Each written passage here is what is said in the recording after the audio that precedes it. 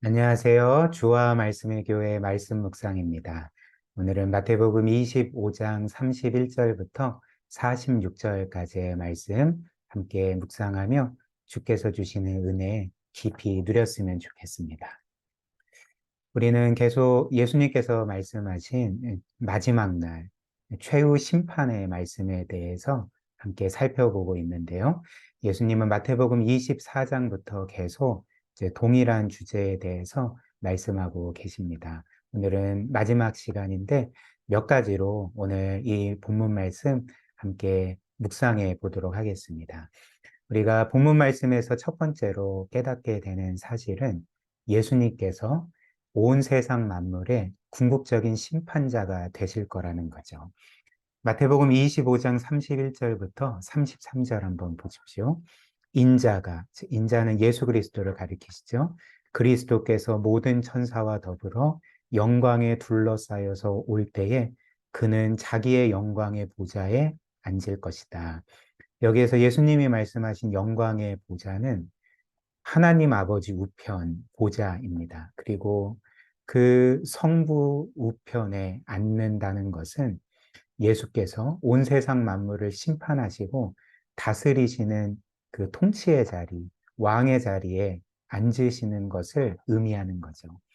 그래서 어떻게 하십니까? 32절 보시면 그리스도는 모든 민족을 그의 앞에 불러 모아 목자가 양과 염소를 가르듯이 그들을 갈라서 양은 그의 오른쪽에 염소는 그의 왼쪽에 세울 것이다. 즉 예수께서는 마지막 날에 모든 사람들을 심판하실 것입니다. 그래서 모든 사람들을 두 부류로 구분을 하시는 거죠. 양과 염소로 구분하시는데요. 양은 구원받을 사람들을 의미하고요. 염소는 영원히 멸망하고 심판받을 자들을 의미합니다. 여기서 우리가 깨닫게 되는 것은 예수께서 온 세상 만물의 궁극적인 심판자가 되시고 예수께서는 모든 사람들을 심판하실 때에 그 최종 심판에는 결코 중립이 없다는 것입니다. 모든 사람들이 영원한 생명 아니면 형벌에 떨어지게 된다는 거죠. 그 누구도 예외가 없습니다. 이것이 우리가 깨닫게 되는 첫 번째 사실이고요. 그 다음 본문 말씀은 우리에게 두 번째로 예수께서 심판하실 때 그 심판의 기준에 대해서 알려줍니다. 마태복음 25장 34절부터 36절 한번 보십시오. 그때 임금은 여기에서 임금 왕은 그리스도를 가리키죠.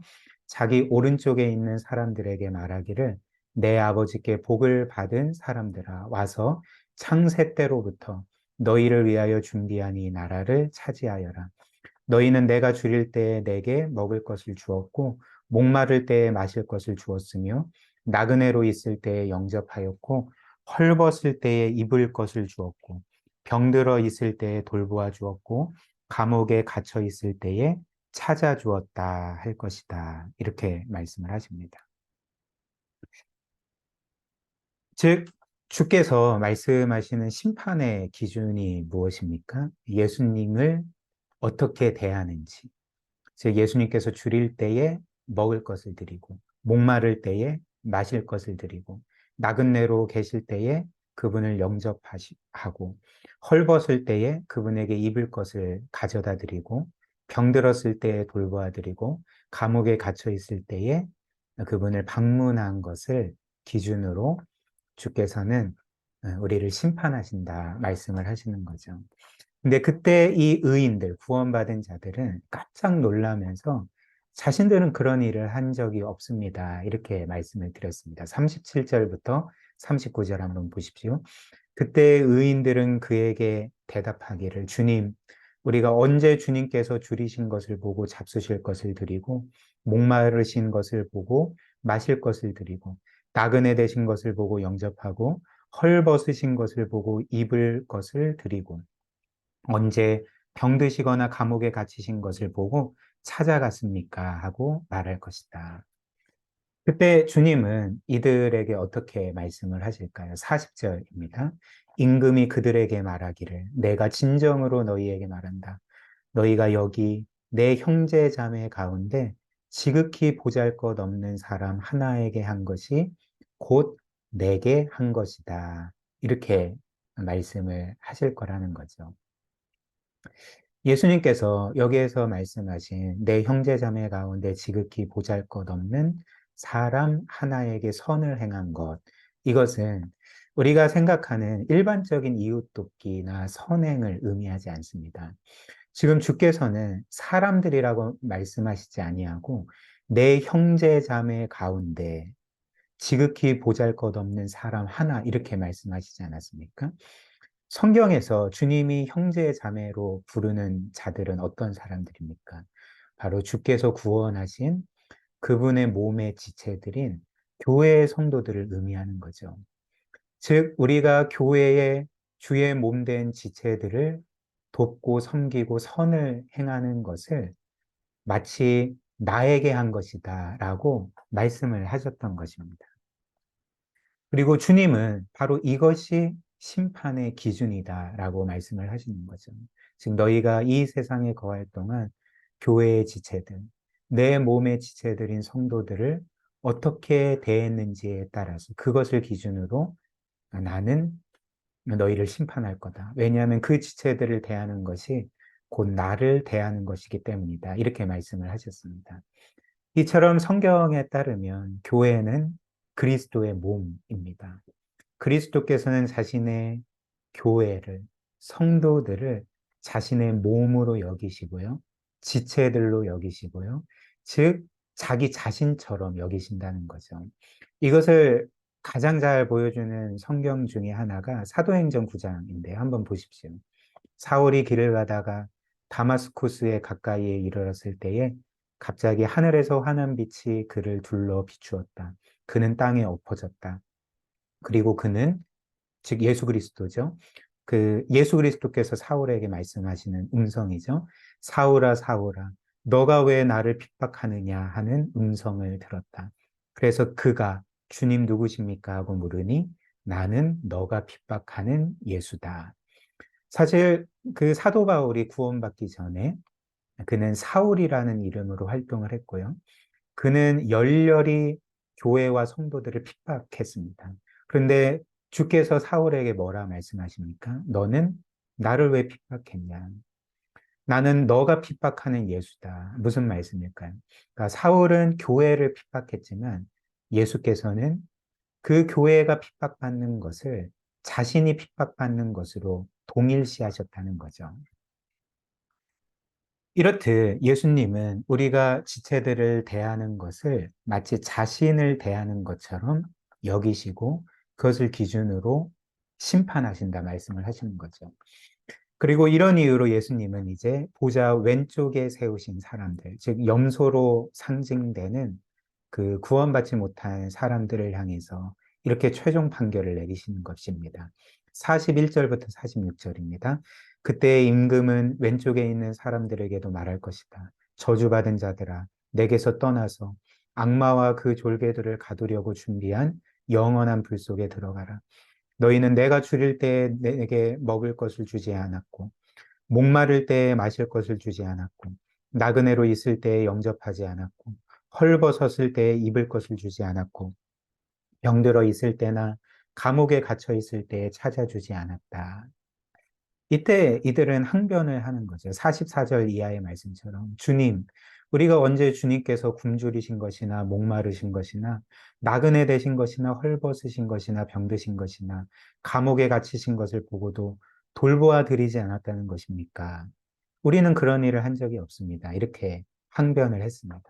그때 45절 주께서 이렇게 말씀하시죠. 그때 임금이 그들에게 대답하기를 내가 진정으로 너희에게 말한다. 여기 이 사람들 가운데서 지극히 보잘것없는 사람 하나, 예수님의 지체들이죠. 이들에게 하지 않은 것이 곧 내게 하지 않은 것이다. 그래서 어떻게 됩니까? 46절. 그리하여 그들은 영원한 형벌로 들어가고 의인들은 영원한 생명으로 들어갈 것이다. 이렇게 말씀을 하셨습니다. 그렇다면 세 번째로 이는 행위 구원을 의미하는가? 즉 오늘 말씀에서 예수님께서는 마지막 날 내가 너희를 심판할 때, 판결할 때, 너희가 너희의 지체들을 어떻게 대했는지, 그리고 선을 행했는지 행하지 않았는지로 너희를 심판하겠다라고 말씀을 하셨다면, 이는 우리가 다른 지체들을 섬기고 돕고 선을 행하는 우리의 행위로 구원받는 것을 말씀하고 계시는 것인가? 즉, 행위 구원을 말씀하고 계시는 것인가? 우리는 반드시 이런 질문을 하게 되어 있다는 거죠. 그러나 예수님의 취지는 결코 그런 게 아닙니다. 일단 성경 전체가 우리에게 알려주는 구원의 메시지 복음은 우리는 우리의 행위로 구원받을 수 없다는 거죠. 우리는 우리의 어떤 선한 행위나 자격이나 공로나 의로움으로 구원받을 수 없습니다. 우리 모두는 뼛속까지 죄인이기 때문에 그렇습니다. 따라서 우리가 구원받는 것은 우리의 행위가 아니라 오직 하나님의 순전한 은혜로, 그리고 그 은혜로 말미암는 예수 그리스도와 그분께서 우리를 위해 이루신 모든 일을 우리가 믿음으로 받아들일 때에 하나님은 우리를 값없이 구원해 주신다. 이렇게 말씀하기 때문에 예수님의 이 말씀이 결코 행위 구원을 의미할 수 없다는 거죠. 이를 잘 보여주는 수많은 말씀 중에 한 말씀이 우리가 잘 아는 에베소서 2장 말씀 아닙니까? 너희는 그 은혜에 의하여 믿음으로, 즉 예수 그리스도를 믿음으로 말미암아 구원을 받았으니 이것은 너희에게서 난 것이 아니요 하나님의 선물이라. 행위에서, 즉 우리의 선한 행위에서 난 것이 아니니 이는 누구든지 자랑하지 못하게 함이라. 이렇게 말씀을 하는 것입니다. 그래서 예를 들면 만약 우리의 구원이 우리의 행위로 말미암는 것이라면, 특별히 오늘 예수님의 말씀처럼 우리가 지체들에게 선을 베푸는지 베푸지 않는지에 따라서 결정되는 것이라면 한번 생각을 해보십시오. 예수님과 함께 십자가에 못 박혔다가 구원받은 강도는 이런 기준으로는 결코 구원을 얻지 못했을 것입니다. 왜 그럴까요? 그에게는 이제 지체들을 사랑하거나 혹은 선하게 대할 수 있는 그런 기회조차 없기 때문에 그렇죠. 그리고 과거에도 그런 삶을 살지 않고 사람을 죽이거나 폭력을 가하거나 이런 삶을 살았기 때문에 행위 구원이라면 이 강도는 결코 구원을 얻지 못했을 것입니다. 그러니까 은혜로 구원을 받은 거죠. 또한 예수님의 제자들도 이런 행위로 구원받은 것이 아니죠. 예수께서 그들을 부르셨을 때에 그들이 지체들에게 선을 행했기 때문에 부르신 것입니까? 그렇지 않습니다.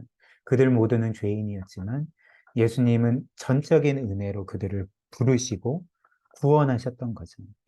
또한 우리의 구원이 행위로 말미암는 것이라면 우리 중에 누구도 구원을 장담할 수 없을 것입니다. 왜냐하면 우리는 그렇게 선한 행위를 했던 사람들이 아니기 때문에 그런 거죠.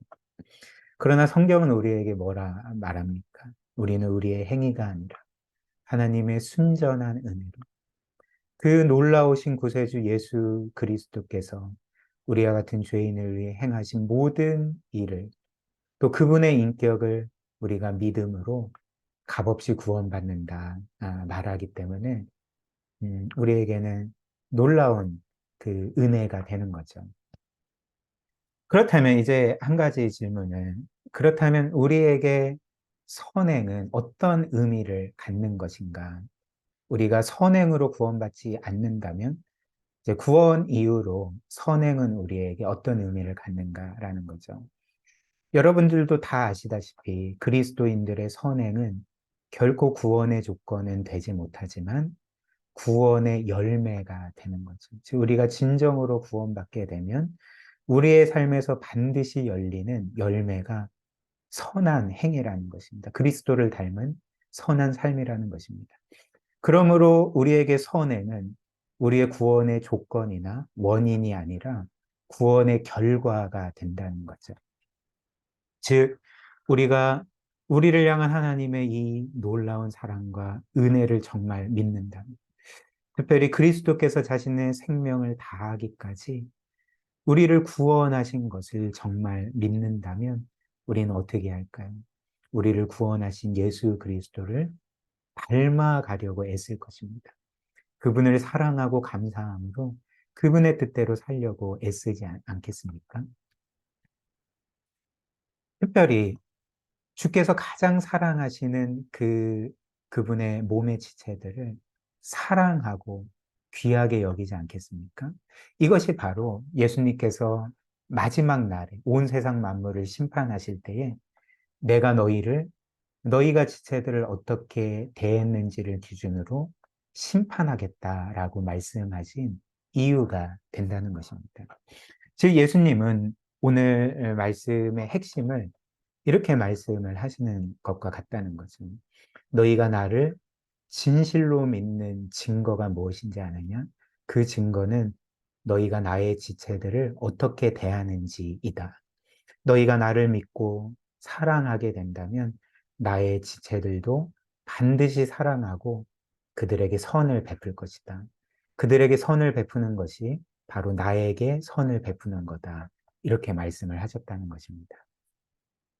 그렇다면 이제 마지막으로 우리의 신앙은 오늘 말씀에 비추어 어떻게 나타나야 될까요?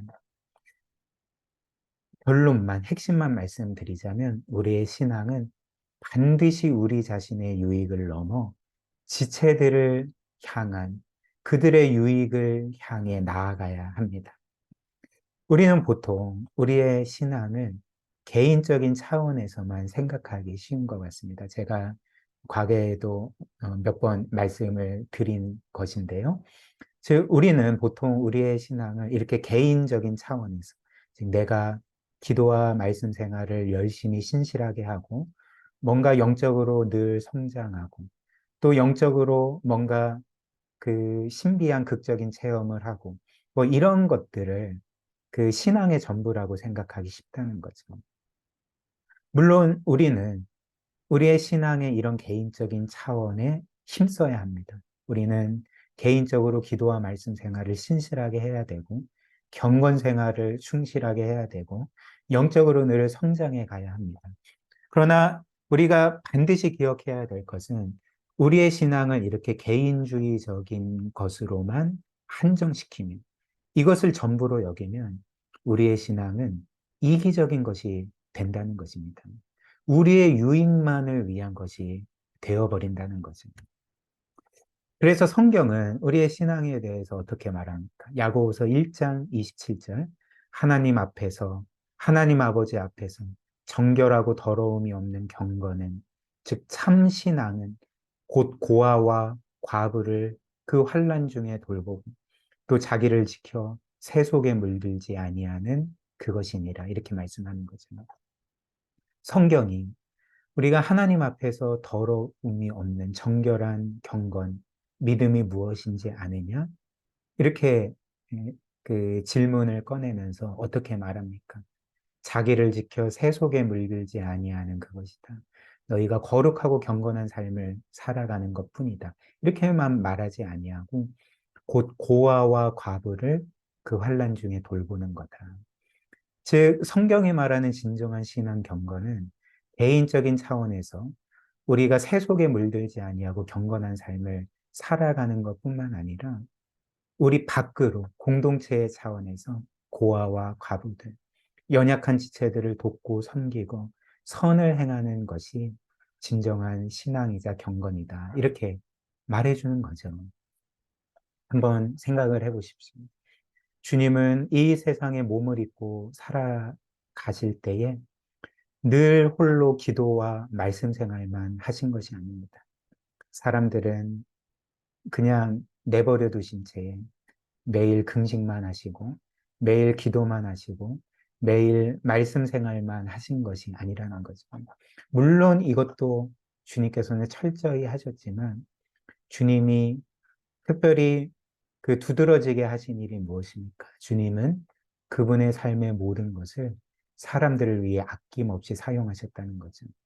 주님은 그분의 생명의 남은 마지막 부분까지 우리를 위해 아낌없이 내어주시지 않았습니까? 이처럼 남의 유익을 위해 평생을 사셨던 우리의 구세주 주님을 우리가 정말 믿는다면 우리 또한 주님을 닮는, 주님을 본받는 삶을 살아가게 될 것입니다. 우리 함께 말씀 생각하며 함께 은혜를 구하며 기도했으면 좋겠습니다. 마태복음 24장부터 오늘까지 주님은 계속 마지막 때를 준비해야 된다. 내가 이 땅의 심판자로 올 날을 너희는 늘 깨어 준비해야 된다. 이렇게 말씀을 하셨죠.